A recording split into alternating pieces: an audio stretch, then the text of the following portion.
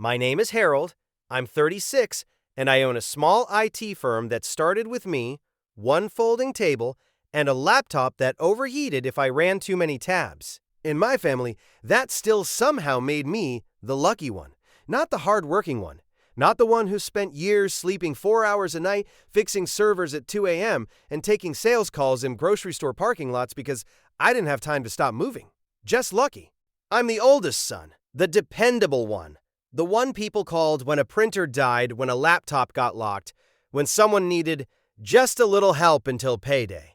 I was also the one my parents described to relatives with this weird mix of pride and resentment, like my success was useful but inconvenient. My younger brother, Mason, was the opposite of me in every way. I was quiet. He was loud. I saved. He spent. I planned 3 steps ahead. He treated life like somebody else would always cover the bill. Usually that somebody was me. If you asked my family, though, Mason was fun, charismatic, a people person. My dad liked to say, Harold knows computers, but Mason knows life. That line used to get laughs at every family dinner. I would smile because that was easier than asking what exactly that meant. Did knowing life mean jumping from job to job? Did it mean financing vacations on credit cards and then acting confused when the bills arrived?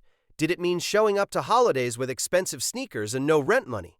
Apparently, yes. The first trigger didn't happen in a lawyer's office or a bank or a family group chat. It happened in my parents' backyard on a Sunday afternoon with overcooked burgers, a folding table full of sweating soda cans, and my Aunt Linda telling me I was such a blessing to this family in the same tone people use right before asking for something. Mason was late, obviously. He always made an entrance. He pulled up in a shiny SUV I'd never seen before, blasting music, sunglasses on, grinning like he had just closed $1 million deal instead of parking crooked on my dad's lawn. My mom lit up the second she saw him. "There's my handsome boy," she said. Not hello, not how are you, that. He hugged her with one arm, clapped my dad on the shoulder, and then looked at me. "There he is," he said. "The Family Venture Capital Fund." A few people laughed. I smiled tightly and looked down at my paper plate. I should have said something then. I know that now. But when you've spent years being the family's joke and safety net at the same time, you get used to swallowing things whole. Mason dropped into the chair across from me and started telling everyone about houses. Not buying one, just looking. He talked about granite counters, school districts, backyard size, resale value. He said all the right words in the wrong order, like somebody had fed him real estate terms 10 minutes earlier. My aunt leaned forward. "Oh my God, are you finally settling down?" Mason laughed. "Trying to. Hard to compete out there." Then he looked straight at me. "But hey, must be nice when your brother made it. Right, Harold?" My mother laughed first. That was always the sound that got me. Not because it was loud, because it was immediate, automatic. Like no matter what he said, her instinct was to join him. Dad followed with his usual half smirk. Family should help family. There it was, the sentence that had probably cost me more money than any bad business decision ever had. Family should help family. It sounds noble until you realize it only travels one direction. I tried to keep the mood calm. "What kind of place are you looking at?" I asked. That was my mistake. I gave him an opening. Mason leaned back in his chair like a king on a cheap plastic throne. "Depends," he said, "on whether the rich tech brother wants to see his nephew grow up in a decent neighborhood." My fork stopped halfway to my mouth. There was this tiny pause around the table. Not silence, just that soft shift when everyone hears the line but waits to see how mean it's going to get. My sister-in-law Rachel looked down immediately. She always did that when Mason started something. Like if she didn't make eye contact, maybe she could pretend she wasn't there. I set my fork down. "I've already helped you a lot," I said.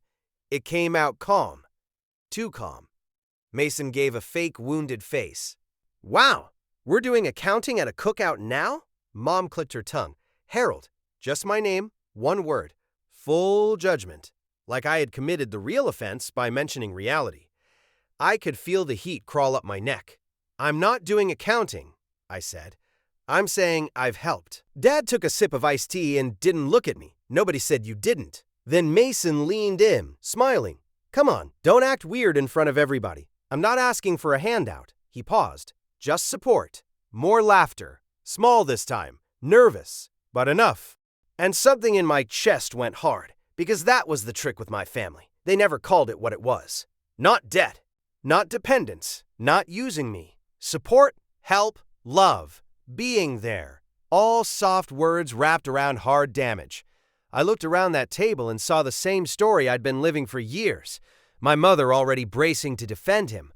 My father preparing one of his lectures about loyalty. My brother smiling because he knew the script by heart. And me, already feeling the old pressure settle on my shoulders before anyone had even asked for a number. That Sunday ended without a fight. At least, not an open one. But that was the day I knew something was coming. Not because Mason needed money. That part was normal. It was the way he looked at me when he talked about that house. Like it was already his. Like I was already in it. Like somewhere without even being asked, I had already signed my name. I drove home with that heavy feeling in my stomach I'd had since childhood. The one that said trouble was already moving, and I was the only person in the family expected to stop it. I didn't know then that 2 weeks later my phone would light up with 17 laughing emojis. I didn't know my brother would turn years of small help into a public joke. And I definitely didn't know I would finally answer in a way none of them saw coming. But the fuse was already lit. I just hadn't seen how close it was to the powder. To understand why that group chat message hit me so hard, you need to understand how long I had been trained for it. I was the kid who got praised for being mature, which in our house meant useful. Mason got forgiven.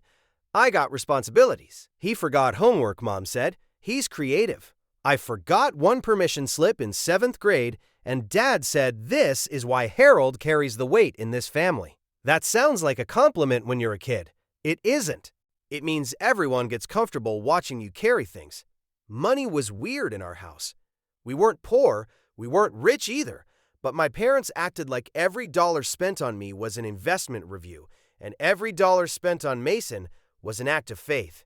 I bought my own first car. Mason got Dad's with, "We'll figure it out later." I paid for my certification exams. Mason dropped out of community college twice, and somehow both times the story became about how stressful life was for him. By 23, I was already freelancing nights after my day job. Small network repairs, website cleanup, server migrations for local businesses too cheap to hire real firms. I was exhausted all the time, but I had this stubborn idea that if I worked enough, one day I would not have to ask anybody for anything. That mattered to me more than people understood. I still remember the first time Mason asked me for money. He didn't even call it borrowing. He called and said, "Hey man, I'm in a weird spot. Can you float me for like 2 weeks?" It was $800, then $2,200 a few months later, then just until Friday, then my card got hit with something weird, then Rachel's car needs brakes, then you know how daycare is. Always temporary, always urgent, always a little insulting if I hesitated. "Relax," he'd say. "It's not like you need it." That sentence has an ugly way of sticking. It didn't matter if I was building payroll for a new hire. It didn't matter if I was paying rent on my first office. It didn't matter if I was still one bad quarter away from disaster. To them, if I had more than they did, I had extra. And extra, in my family, meant available. The first few years, I kept records because I was careful by nature. Then I kept records because I started noticing something. Mason never remembered or pretended not to. He'd say, "I paid you back for that." He hadn't. Or, "That was a gift, wasn't it?" It wasn't. Or my favorite, "Why are you keeping score with your own brother?" Because somebody had to. When my company started doing well, things got worse, not better. That's the part people don't talk about. Success doesn't always make toxic people respect you. Sometimes it just makes them feel entitled on a bigger scale. Suddenly, my parents started introducing me differently. "This is our son Harold. He owns an IT company." Then, 5 minutes later, Mom would be in the kitchen telling me, "Your brother's behind again. Don't make this into a big moral issue." My father was more direct. "You know what I think?" he said one Christmas while I was helping him drag a fake tree out of the attic. "You make enough now that helping Mason shouldn't sting this much. Money hardens people if they let it." I almost laughed, because nothing hardens you faster than being told generosity is mandatory. "What about him helping himself?" I asked. Dad gave me this disappointed look like I had said something childish. "He has a family." That was the answer to everything. He has a family. As if I had built a business for fun. As if the years I spent working while everyone else slept somehow meant my needs counted less. Then came the house idea. At first it was abstract. Mason and Rachel wanted stability. That word started showing up everywhere, at birthdays, at Sunday dinners, in side conversations near the potato salad. You know, kids need stability. Mason really wants to do better. Rent is just throwing money away. I could almost watch the family narrative being assembled in real time. Mason, the young father, trying his best. Rachel, the tired mother. The market being so cruel. The children deserving a yard. And somewhere underneath all of it, unspoken but obvious, was me. Harold can fix this. One night, Mom called me while I was still at the office. It was after 9 p.m. My cleaning crew had already come and gone. Half the lights were off. I was reviewing contracts with takeout containers stacked next to my keyboard. She opened without hello. I just saw the most adorable little house online. I leaned back in my chair and closed my eyes. Mom? What? I'm talking to my son. You're talking at me. She ignored that. It's nothing huge. 3 bedrooms. Needs cosmetic updates. Perfect starter home. Rachel cried when she saw the kitchen. I rubbed my forehead. And why are you telling me this? Silence. Then, soft and injured, do I have to spell everything out with you now? There it was. That little move she did. Make the manipulation sound like pain. I said, if you're asking whether I'm financing a house for Mason, the answer is no. Her whole tone changed. Sharp, cold. Financing. Wow. You really think highly of yourself. I think clearly of the situation. Oh, please. Nobody is asking you to buy him a mansion. No one should be asking me to buy him anything. She exhaled hard into the phone. This is why people say money changes people. People. Always people. Never her. Never them. I said, money didn't change me. Keeping track did. She hung up on me. The next day, Mason texted like nothing had happened. You around later? Need advice on mortgage stuff. Advice. Another soft word. I didn't answer for 3 hours. Then I wrote, busy. He replied instantly, wow, rich and unavailable. Tough combo lol. That lol at the end bothered me more than it should have, because that was Mason's whole thing. He could say something cruel, then slap a joke on it and wait for everyone else to act like you were dramatic for noticing. After that, the pressure became less subtle. Dad came by my office just to say hi and somehow ended up talking about legacy. Mom sent me listings. Rachel texted me once, awkward and polite, asking if I knew any good lenders, and I actually sent her 3 names because she had at least asked like an adult. Then Mason ruined even that. He called me one Friday night, already sounding annoyed. Those lenders all want more documentation. Yes, I said. That's how loans work. He laughed once, bitter. Must be nice talking like that when you're sitting on cash. I turned away from my desk and stared out the office window at the parking lot. It's not cash, Mason. It's a business. There's a difference. Whatever. You know what I mean. No. I know what you mean when you want something. Those are different. He was quiet for a second. Then he said, you really enjoy this, don't you? Enjoy what? Watching me ask. That one landed. Because no, I didn't enjoy it. I hated it.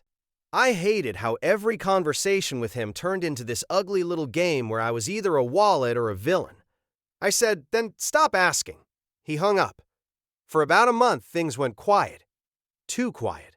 No random house links. No comments at dinner. No late-night calls. Just a weird calm that made me suspicious. Then my accountant emailed me about a personal loan document. That sounds more dramatic than it was. Years earlier, after one of Mason's bigger temporary emergencies, I had finally made him sign actual paperwork for a larger amount. Not because I thought he'd respect me more, because I had stopped trusting memory. It was a private loan. Clear terms. Installment schedule. Default language. Nothing extreme. Just the kind of thing adults sign when they owe money and don't want to pretend later that they don't. He had acted offended at the time. You want me to sign a contract? I'm your brother. Yes, I had said. Exactly. Back then, he signed it because he needed the money badly enough. Now my accountant was flagging missed installments and asking whether I wanted to enforce the acceleration clause if default continued. I stared at that email for a long time. It felt ugly. It also felt overdue. Before I responded, the family group chat exploded the next evening. But not with apologies, not with a plan, with performance. And that was the real problem in my family. It was never enough for them to take from me. They also needed me to smile while it happened. The group chat was called Sunday Supper, which is funny because half our worst fights happened there. I was at home when the message came in. Still in work clothes, laptop open, dinner untouched on the counter. Mason had posted a photo of himself and Rachel standing in front of a for sale sign with 2 kids hanging off their legs, big smiles, house in the background. Caption, finally buying a house, big thanks to the Bank of Herald lol. Then came the emojis. My mom, 3 crying laughing faces. Dad, thumbs up, then laughing face. Aunt Linda, family goals. My cousin Nate, secure the funding king, then more. And more. 17 laughing emojis in under 2 minutes. I sat there staring at my phone so long the screen dimmed. This is the part people imagine wrong. They think I must have gone into instant rage. I didn't. First came something colder, recognition. Because the joke wasn't really the joke. The joke was that they all believed access to me was automatic. That my labor, my money, my discipline, my years of saying yes when I should have said no, had become family property. And now it was public comedy. Mason hadn't just mocked me. He had announced ownership. I took a screenshot, then another, showing names and timestamps. Forwarded both to my accountant. My message was simple. Proceed. Loan recall in full under default clause. Draft formal notice today. He responded in 4 minutes. Understood. Sending language for approval within the hour. Only then did I go back to the chat. My hands were steady, which scared me a little. I typed, loan recalled in full. 30 days per contract. Formal notice to follow. The chat went silent. Completely silent. It was almost funny. All that noise. All that laughing. Then, nothing. 3 dots appeared from Mason. Disappeared. Reappeared. Before he could answer, Dad jumped in. That was a joke. I looked at the screen and actually laughed once. Not because it was funny, because of course that was the move. Humiliate me publicly, then retreat into joke the second there were consequences. I replied, so is the 30 days. You have 14. This time the phone started ringing before I even locked it. Mom first. Decline. Dad, decline. Mason, decline. Rachel. I let that one ring out too, not because she deserved it, but because I knew if I heard crying right then, I might fold out of habit. Then the texts started. Mom, Harold, what are you doing? Dad, stop acting emotional. Mason, are you seriously doing this over a joke? Mason again, you can't recall family money. Dad, call me now. I approved the legal notice. Then I poured my now cold dinner into the trash because I had lost my appetite. The next day, Dad came to my office without warning. He pushed past reception like he still thought fatherhood was a security credential. My assistant buzzed me, sounding nervous. Your dad is here and he seems upset. Send him in. He walked into my office red-faced, jaw tight, holding printed screenshots like evidence in a murder trial. What is this? I stayed seated, a contract being enforced. He slapped the papers onto my desk. You're humiliating your brother. I looked up at him. He handled that part himself. Dad leaned forward, palms on my desk. This is not how family handles things. I said, no. Family usually handles things by pretending I owe everyone unlimited patience. His face hardened. You think because you've got an office and employees and people calling you sir, you're above us now? That one was familiar too. Any boundary I set became arrogance. Any limit became betrayal. I think, I said carefully, that if Mason wants to joke publicly about me financing his life, then he can discuss the debt publicly too. Dad straightened. So that's what this is. Ego. No. Pattern. He pointed at me like I was 12 again. You know what your problem is? You've always needed control. I almost smiled. Because that was rich, coming from the man who treated my adulthood like a family utility. I opened my desk drawer, took out a folder, and laid it on the table between us. Inside were copies, transfer records, signed documents, missed payment history, messages, dates, amounts, notes. I slid it toward him. "You want control?" I said. "There's the math. He didn't touch it." Of course he didn't. Facts are annoying when guilt was supposed to be enough. Dad tried a different route. "What happens to those kids if you do this?" That one hit where he wanted it to. Because I loved my nieces, I did. I hated that they were always brought into adult irresponsibility like human shields. "What happens," I said quietly, "is their father learns that joking about debt doesn't erase debt." He stared at me for a long second. Then, "Your mother's been crying." I said nothing. He shook his head in disgust. "I don't recognize you." That hurt. Still. Even then. Especially because part of me wanted to say, "You never really did." Instead, I said, "That's fine. You recognize my bank account just fine." He left after that, muttering something about greed. That evening, Mason finally sent the voice note. 3 minutes, 12 seconds. I listened once. It was exactly what I expected. Half anger, half panic. A little fake laugh trying to make the whole thing seem ridiculous. "Bro, this is insane." It was a joke. Everybody jokes. "You're going nuclear over nothing." 14 days? Are you serious? Rachel's freaking out. Mom's losing it. Dad says you've lost your mind. Call me and fix this. Fix this, meaning undue consequence. I didn't reply to the voice note. I replied to the one message under it. Communicate through email regarding repayment options. That was the moment, I think, when my family realized I was done speaking the old language. No more soft words. No more vague promises. No more "we'll work something out." Just terms, dates, choices, reality. And for the first time in my life, I wasn't the one shaking. They were. The next 2 weeks were chaos. Not for me, for them. That was new. For years, every crisis in the family had rolled downhill until it landed at my feet. Car trouble, rent gap, medical bill, credit card mess, school deposit. Temporary setback. Somehow gravity always worked one way. Now the mess stayed where it belonged. Mason emailed exactly once in the first 24 hours.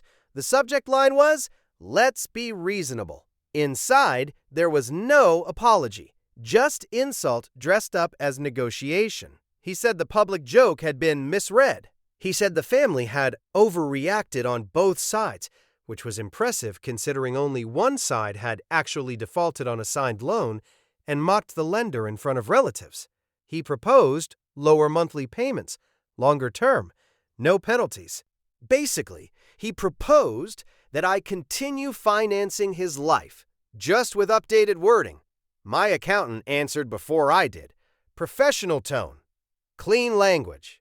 2 options, full repayment within 14 days, or secured restructuring with collateral, automatic withdrawal terms, and immediate consequences for further default. That got their attention. Mom called crying. Real crying this time, not the injured little sighs she used when manipulation was still working.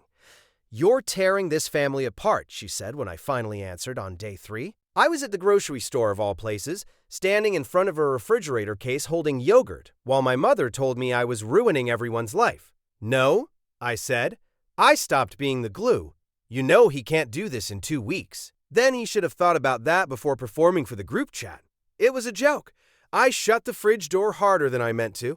"Then why is nobody laughing now?" She went quiet for a second. Then softer, "You don't understand the pressure he's under." I almost said, "I understand it perfectly. I've been carrying it." Instead, I said, "I understand that everyone always expects me to absorb the pressure so he doesn't have to." She changed tactics. That house was supposed to be a fresh start. "No," I said. It was supposed to be another bill handed to me emotionally.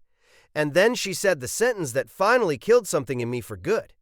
"You've always been jealous of how easy people love your brother."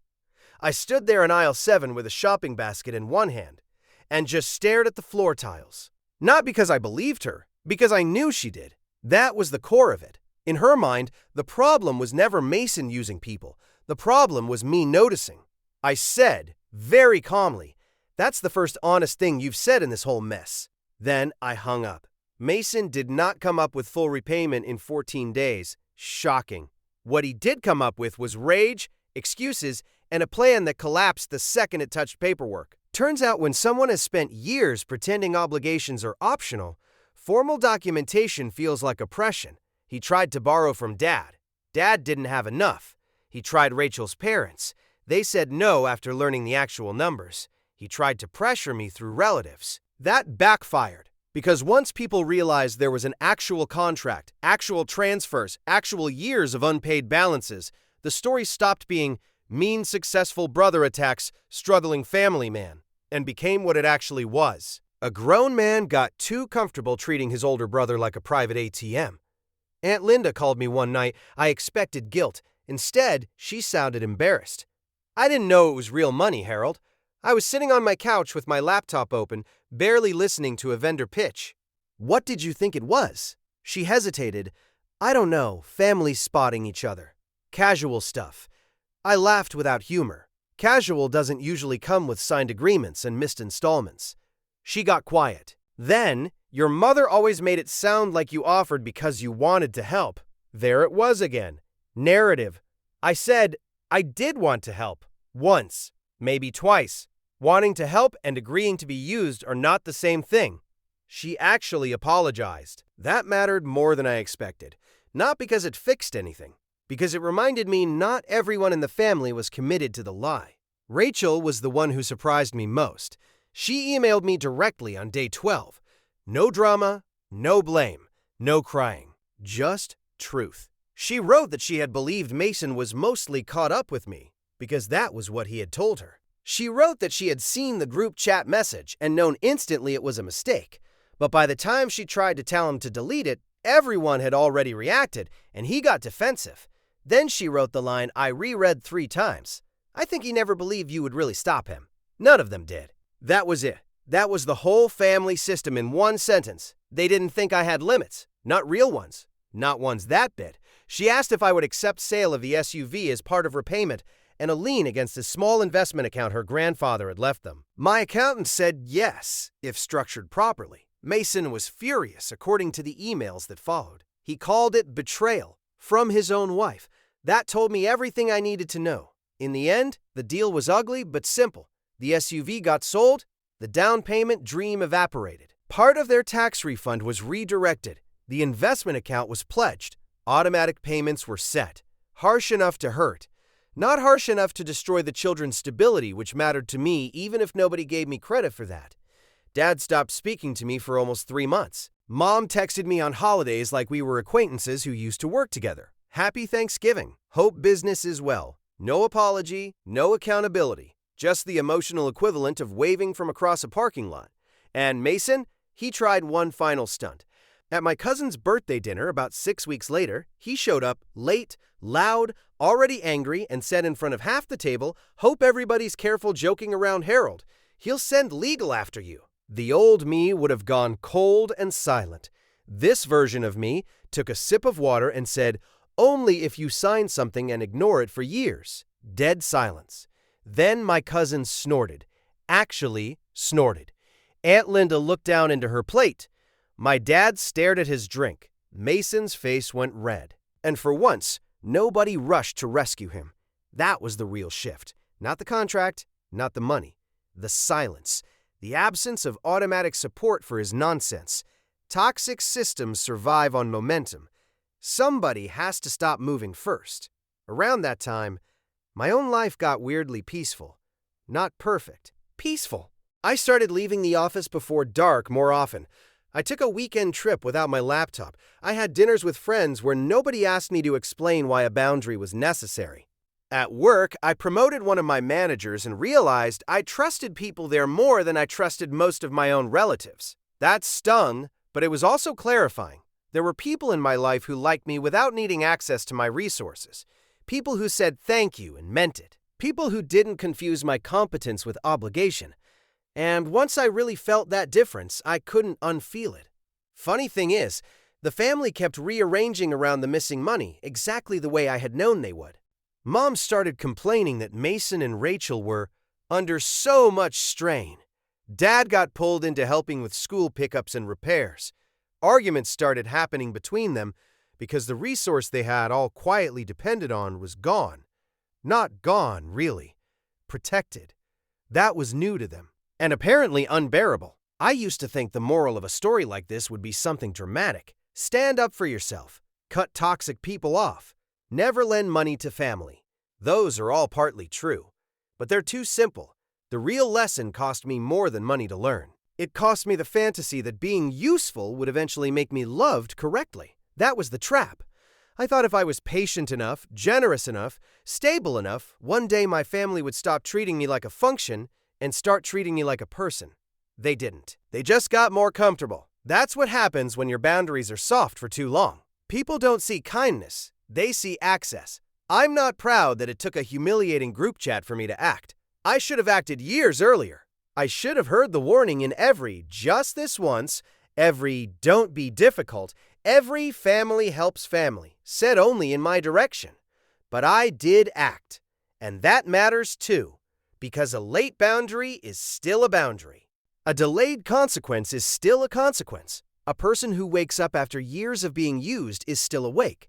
These days, my relationship with my family is limited and very clear. No private loans, no emergency transfers, no "can you just." No financial conversations without writing. Most importantly, no more pretending that love means endless access. Mason and I speak rarely. When we do, he is careful now. Not warm, not humble, just careful. That's enough for me. Mom still tries sometimes.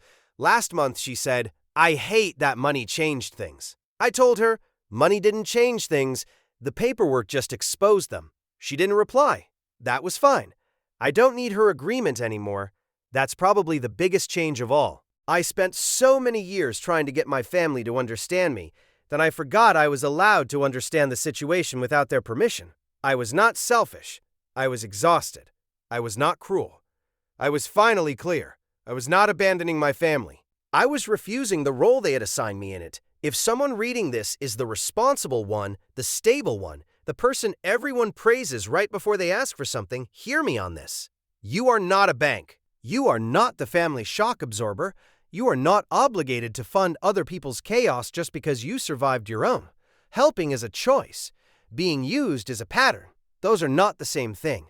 For a long time, my family laughed like my limits were imaginary. Now they know better, and honestly, that peace feels better than being liked ever did.